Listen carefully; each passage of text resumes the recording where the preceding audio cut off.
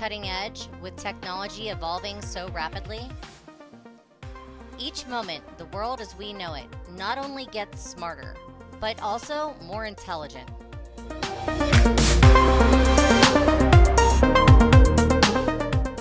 Advanced and evolving technologies like IoT, machine learning, AI, extended reality, and drones have the inherent ability to enhance business operations, change profit margins, and even transform entire cities.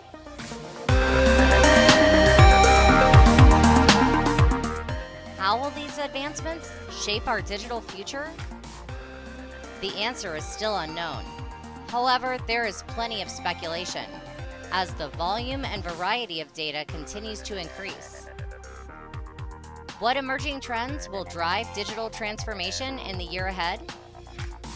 Join IoT Marketing for the 2023 Emerging Trends edition of Industry Insights webinars to hear about the trends we feel will play a significant role in 2023 and beyond. Speaking and sponsorship opportunities are available. Please contact IoT Marketing to learn more and be sure to register for the live broadcast on Thursday, January 26th, 2023 at www.iotmktg.com. See you at the webinar.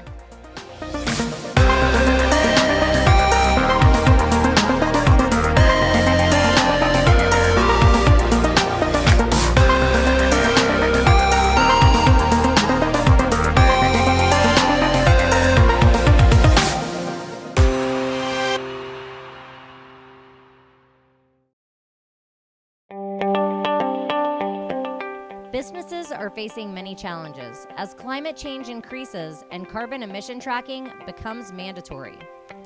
There is a need for green solutions that assist in bringing balance to the environment and eliminating unnecessary waste.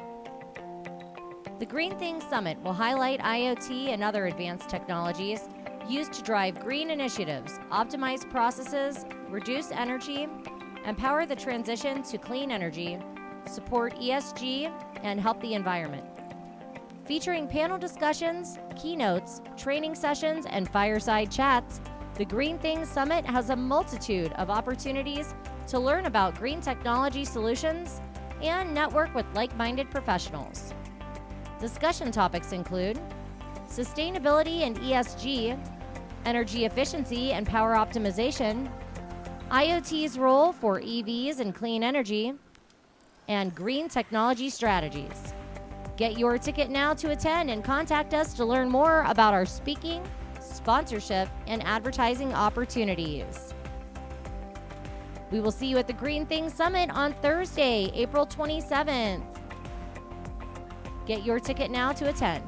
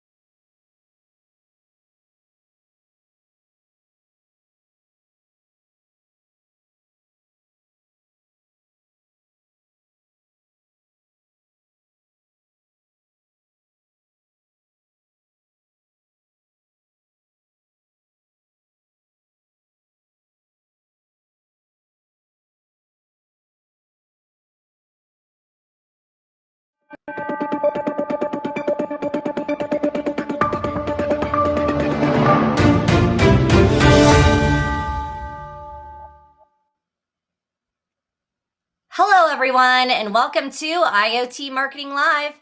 I'm Tiffani Neilson, and with me is Johannes Beekman, CEO and founder of IoT Marketing. How are you doing today, Johannes? I'm fine, Tiffany. How are you? Well, I'm feeling festive as the holidays are drawing upon us. And no matter what faith you follow, there's just something magical about the holiday season. So, with that in mind, I'd like to kick off this broadcast with a clever and creative blog from Talus titled A Christmas Miracle: How the IoT Saved Christmas. Let me read you a quick excerpt. Before the break of Christmas Day, it's been calculated that Santa has to travel 122 million miles in 24 hours to deliver all the presents to children of the world. So, how can Santa make his job a little bit easier and everyone involved in his monumental operation? With a little help from the power of the Internet of Things.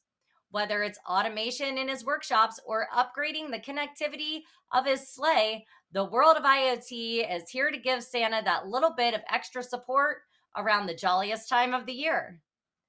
The blog shares 4 ways that IoT could assist Santa, such as a connected sleigh, smart workshops for the elves, wearables for the reindeer, and North Pole security. For any of you tech lovers out there, I highly suggest you give this a read. It's absolutely fabulous. Do you think Santa's really going to use some of these IoT solutions this year, Johannes? Oh, I'm pretty sure all Saint Nick is, Tiffany. To give you one example, Santa's workshop is huge, but the North Pole is really a terrible place for a workshop of any size. Shipping materials to the workshop is a nightmare because of the weather, and goods frequently arrive damaged by cold, water, or polar bears. So containers are equipped with cellular GPS trackers so that the elves can monitor the supply chain, and various smart sensors in the containers monitor the temperature, humidity, water damage, and shock detection. Luckily, elves are good at fixing things, but they appreciate the heads up. So, as soon as the containers arrive in the workshop, the elves use information from the condition sensors to save as much as possible from the shipment. And this is just one example, Tiffany. You should see the digital twin of the Santa's workshop that the elves have built. I love it, Johannes. And I'm not sure how well the cellular coverage is on the North Pole, but can certainly help out with the supply chain here in the States and around places that have cellular coverage around the world. But maybe satellite IoT can help as it gets closer to the poles. And whether it's controlling your Christmas lights from your phone or an IoT enabled gift under the tree, the Internet of Things is playing an increasingly larger role in Christmas and the holidays in general. But are all of these IoT devices safe? Well, Tripwire.com shared an interesting blog on the security of gifts, such as the connected microscope, which has additional software that must be downloaded in order to get the device to function. And according to the article, the question of whether additional software must be installed to utilize a device is an important question from the perspective of security. Installing software on a system generally widens the attack surface and, from a purely security perspective, should be avoided when possible.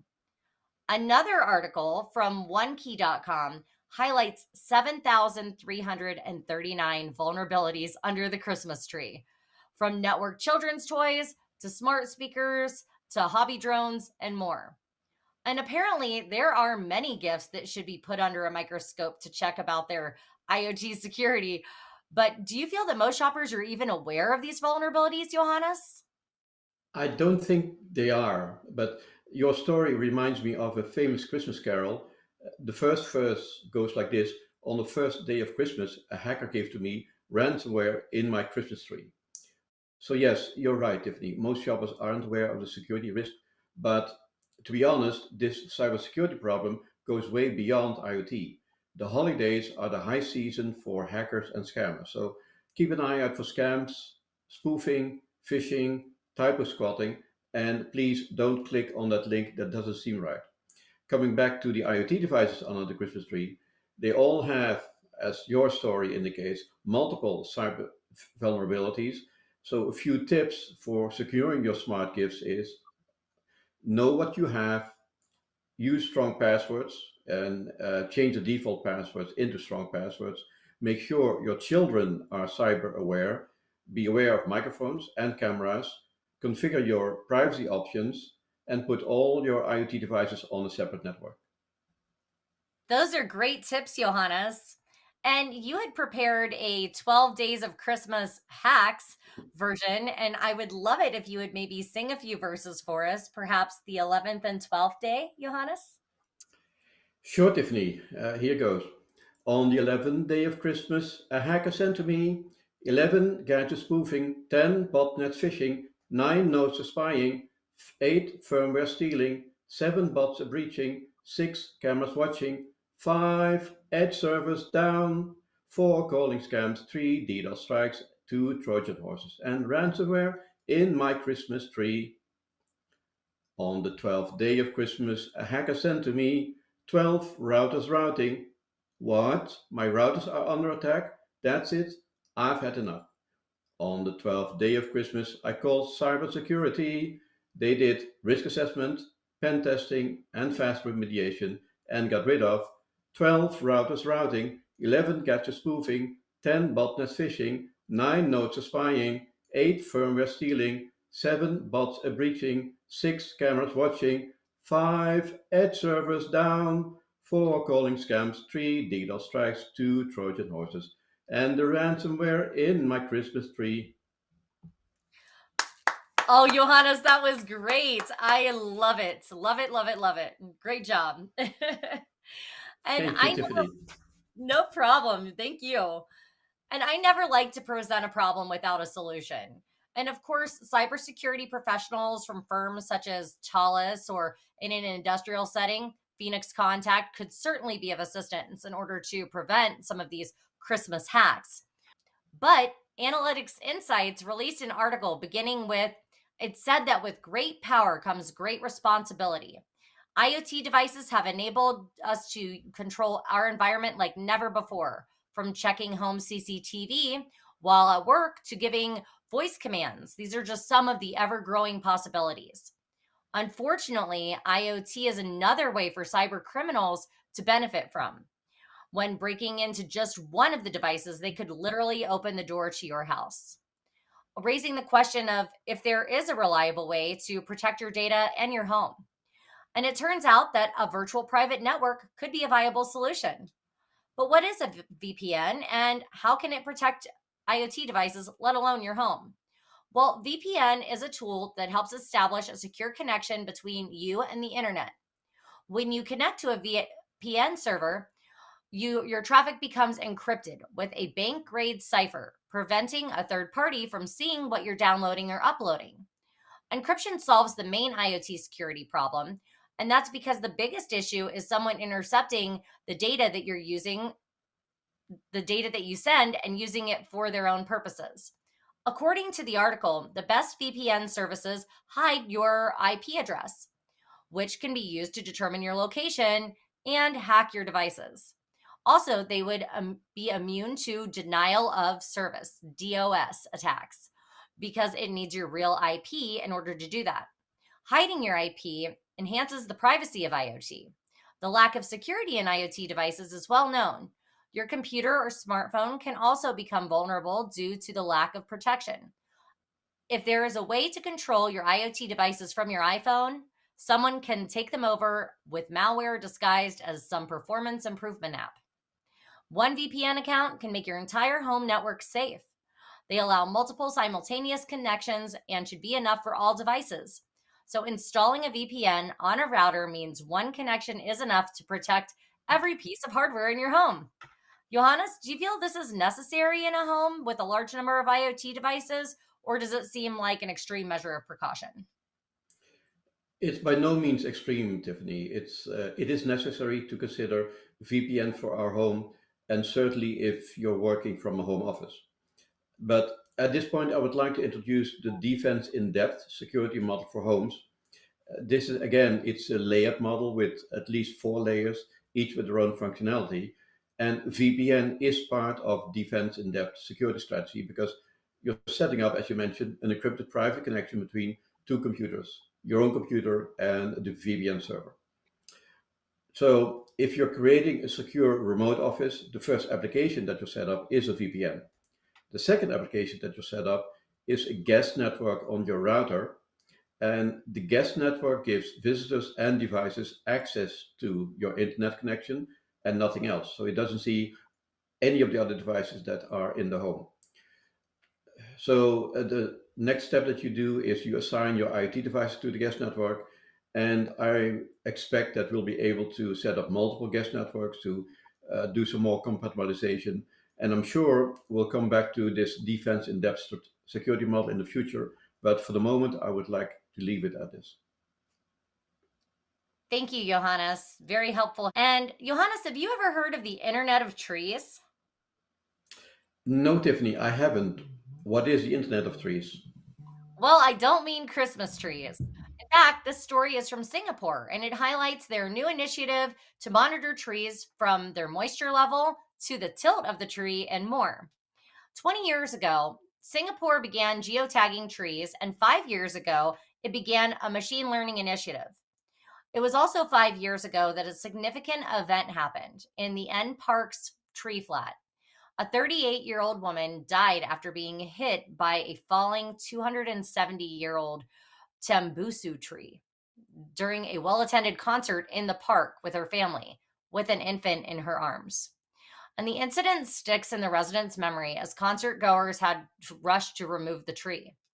And now Singapore manages their trees by creating a digital twin, capturing LiDAR point clouds and then applying artificial intelligence to geolocate each plant. And this can help to prevent further tree related deaths and help monitor the environment. Interesting, wouldn't you say, Johannes? Very interesting, Tiffany. Um, and you may or may not know, but I've lived in Singapore for 3.5 years, so I'm not surprised at all. And I like that they created the digital twin. But Tiffany, did you know that we have smart Wi-Fi enabled Christmas trees? And some of them come with voice control, so you can talk to your Christmas tree. Amazon, for example, is selling an Alexa compatible smart Christmas tree. And I know somebody who likes Alexa a lot. So, for the hobbyists in our audience, I have added, and hopefully, and we'll show that later, a link with several awesome smart Christmas tree DIY projects. So, Tiffany, are you looking forward to having a singing and talking Christmas tree in your living room? Well, right now I've got a singing and dancing Santa, so why not? All right. Well, that's awesome, Johannes. Thank you for sharing that. And another interesting story coming from Singapore, grass cutting is getting a smart makeover, courtesy of GovTech, the technological development arm of the Singaporean government, alongside the nation's National Parks Board. And the breakthrough could form part of a smart connected future, not just for lush lawns of the Singapore Botanical Gardens, but for lawns and the homes and other buildings attached to them everywhere. The lawns and gardens have been mapped using GPS and digital twins uploaded onto the board system. And these maps are then divided up into further polygons covering the entire area, sometimes at just a few centimeters each. And when the lawns are attended, either by the garden's robot mowers or contractors equipped with wearable scanners, a specifically designed grass height sensor uses ultrasonic waves to beam back information in real time to update this map on the current state of the grass. And the different lengths are then color coded depending on their length status, meaning if anyone ever misses a spot, it can be quickly spotted and inspected. And it seems that grass will have to make the grade or else it will get cut. And my dad mows the grass all the time. So I'm sure he would love to have something like this to make sure that all of its lengths are absolutely perfect. But Johannes, what do you think? Would you like one of these for your yard to let you know when the grass gets too long? Only when they come with a robot grass mower, Tiffany. I really don't need a grass height sensor to remind me that I need to mow the lawn, but I'm happy to start up the lawn Roomba to mow the lawn whenever the sensor goes off. Thanks, Johannes. And perhaps these could be using battery-free sensors. R&D and a high influx of investments are enabling advancements in battery-free sensors that are becoming an essential component of lowering global CO2 emissions and in industrial applications for asset monitoring purposes. The importance of data analytics in enabling independent decision making and the growing need for remote factory environments, which are completely self sufficient, are some of the key trends driving the technological advancements in battery free sensors. As a result, the technology is gaining widespread acceptance and the adoption across multiple application scenarios. With increasing government focus on the adoption of connected IoT environments, battery free sensors will emerge as a major energy efficient technology driving the IoT environment.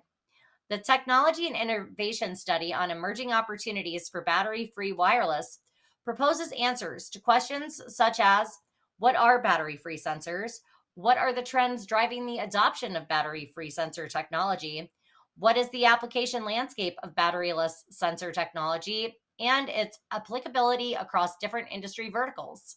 I see many reasons why battery free sensors would be of interest and in demand, but why do you feel this is important, Johannes? Well, let me put this in perspective, Tiffany. Actually, we've been using battery free or battery less sensors for a long time already. RFID started off as passive RFID. The RFID reader pumps power in the tag and reads the tag's information. And for decades, this is how RFID works, and half of the market in RFID still works this way. This allows us to keep the RFID tag simple and cheap as 10 cents per tag. The low cost explains why passive RFID tags are so ubiquitous.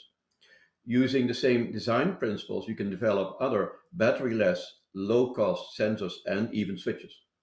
The other advantage of battery-less sensors is the extended lifetime. Again, coming back to RFID, the lifetime of passive RFID tags is typically 20 years, while the lifetime of active battery-powered RFID tags is typically between 3 and 5 years. So a big difference there. The third reason why battery-less technology is so important is because there's no battery. We know that IoT sensors will be everywhere, and it's better for the environment if these sensors don't come with a lithium ion battery on board. Interesting, Johannes. Thank you. And I was stunned to hear the news about IBM retiring Watson and wanted to find out why. Well, according to the Register, IBM plans to sunset the Watson IoT platform services on IBM Cloud effective December 1st, 2023, without a direct replacement. After this date, access to the platform APIs would no longer be available, which means devices will be unable to connect to the MQTT and HTTP endpoints, and existing connections will be shut down. All remaining customers using this service should plan to move to alternative services before that time. Contacted by the Register, IBM has said so far that it would provide no additional comment. IBM's website cites embedded systems manufacturer Adesto Technologies, Cisco DNA Spaces, Occupancy Insight, and cleaning and asset management tech company OnOcean among the platform's partners. Extending its IT system monitoring and support, the company announced the backing of Open Horizon, an open source project which promises autonomous management of more than 10,000 edge devices simultaneously. Built into the IBM Edge Application Manager, the technology is said to enable AI analytics and IoT enterprise workloads to be deployed and remotely managed. IBM sold off fellow Watson branded initiative Watson Health in January, although the proportioned $1 billion price tag turned out to be worth $230 million in pre-tax profits. Are you surprised by this news, Johannes? Not really, Tiffany.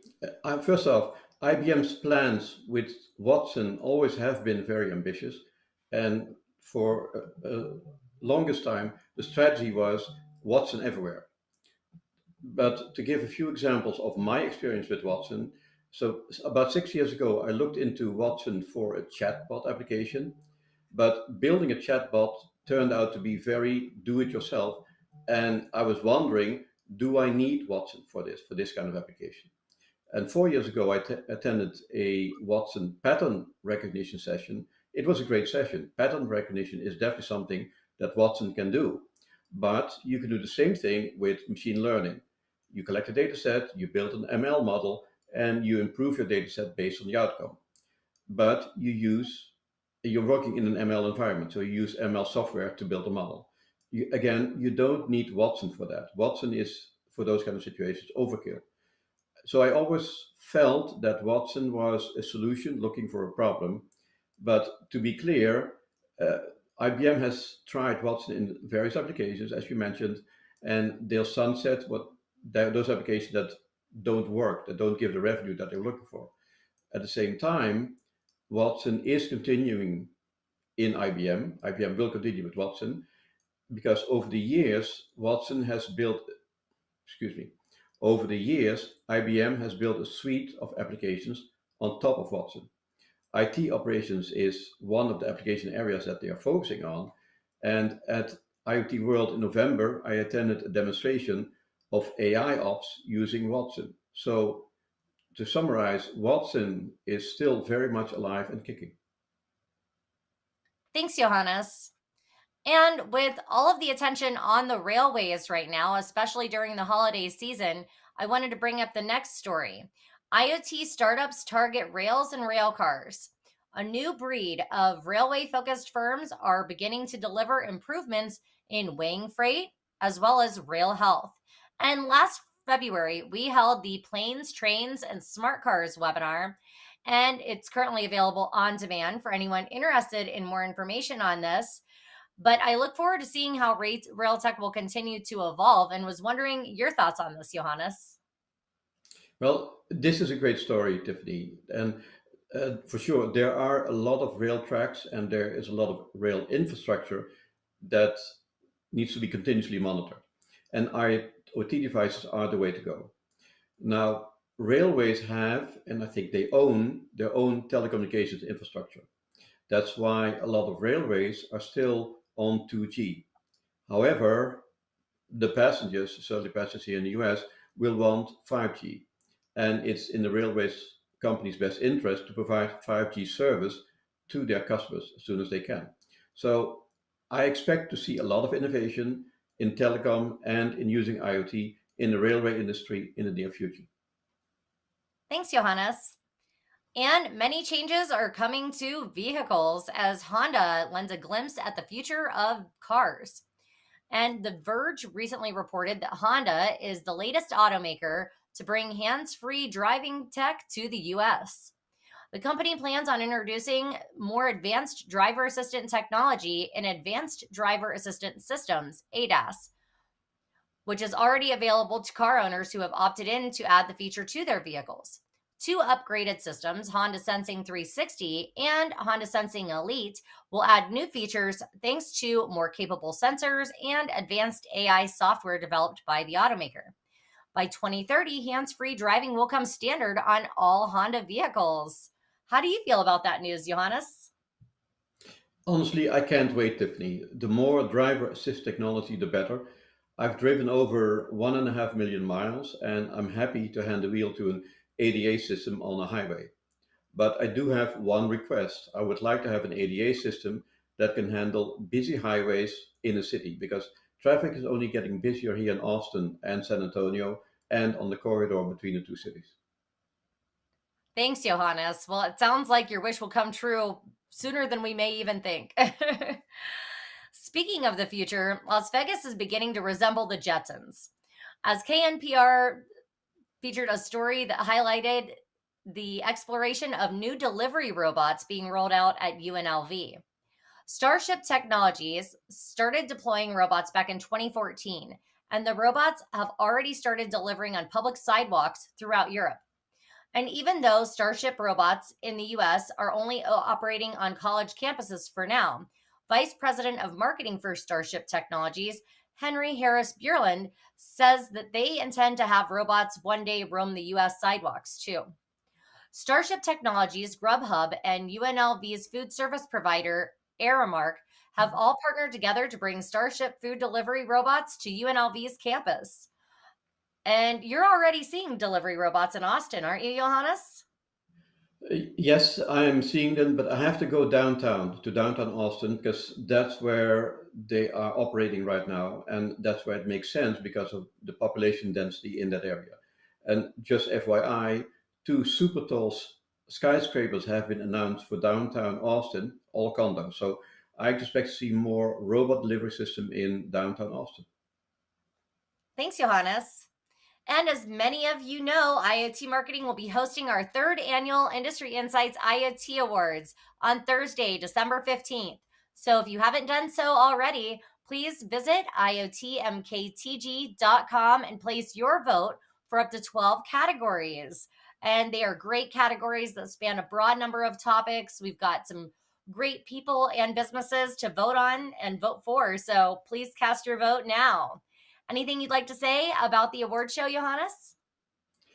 No, the award show is doing great. We have a great buildup of traffic on the award show. So yes, make sure to get your vote in. It's We have great candidates, and we have seen a lot of great products over the past year. So make sure that you let your voice be heard. And that's it, Tiffany. And you can also register to attend the live award ceremony taking place on Thursday, December 15th, also at our website, iotmktg.com. And looking at 2023, which is right around the corner, less than 30 days left. And Happy New Year for one. And for two, we'll be hosting the 2023 Emerging Trends edition of Industry Insights webinars on Thursday, January 26th. So if you want a sneak peek at what the emerging trends will be for the year ahead, please join us for that. And we're also looking for speakers, sponsors, and advertisers for that event, as well as our Green Things Summit coming up in April. And we also have several other events coming up in the calendar next year. And we also offer marketing services, PR, and production services. So we will be happy to help you with your marketing initiatives to get your goals accomplished in 2023. Johannes, anything you want to say there? No, it's the end of the year, so everybody's thinking ahead of the plans for next year. And yeah, we can help you with your marketing goals, with your sales goals. So feel free to reach out. And that's all we have time for today. So Merry Christmas, Happy New Year's, Happy Holidays, and we wish you a blessed holiday season. Thank you so much, and thank you, Johannes. Thanks, Tiffany. Merry Christmas and happy holidays. And thanks for watching. See you next time. Bye-bye. Bye-bye.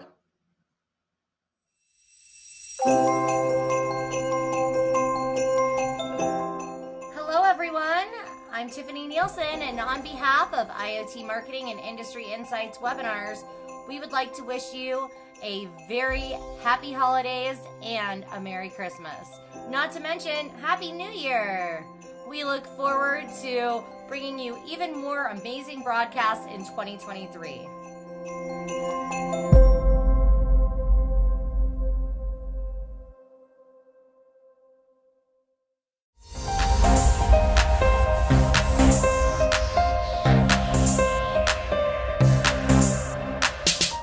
It is time once again to honor the IoT and technology ecosystem for their efforts to push the industry forward with innovation, sustainability, and efficiency. The third annual Industry Insights IoT Awards will recognize IoT and technology businesses and ecosystem professionals for their success in 2022 with 10 award categories across a wide range of connected solutions. The categories for this year's program include IoT Product of the Year, Best IoT Security Solution, Best Blockchain Solution, Best Edge IoT Application, Best Sustainable Solution, Greenest IoT Solution, Digital Transformation Innovator of the Year, Smart Manufacturing Executive of the Year, Thought Leader of the Year, and IoT Executive of the Year. Join us for the live event on Thursday, December 15th, 2022, hosted by Steve Brummer and Tiffani Neilson to learn more about the latest trends surrounding each topic and a showcase of the winners and nominees for each category. Register now to attend and be sure to nominate your favorite leader, business, or product.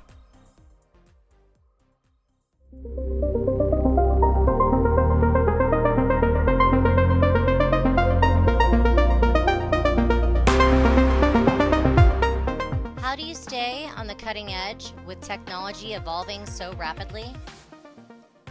Each moment, the world as we know it not only gets smarter, but also more intelligent.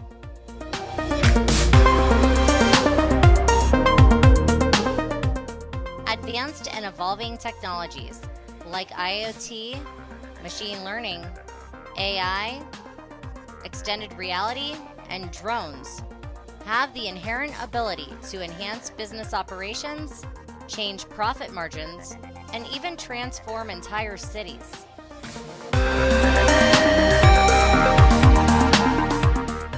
How will these advancements shape our digital future? The answer is still unknown. However, there is plenty of speculation as the volume and variety of data continues to increase. What emerging trends will drive digital transformation in the year ahead? Join IoT Marketing for the 2023 Emerging Trends edition of Industry Insights webinars to hear about the trends we feel will play a significant role in 2023 and beyond. Speaking and sponsorship opportunities are available. Please contact IoT Marketing to learn more and be sure to register for the live broadcast on Thursday, January 26th, 2023 at www.iotmktg.com. See you at the webinar.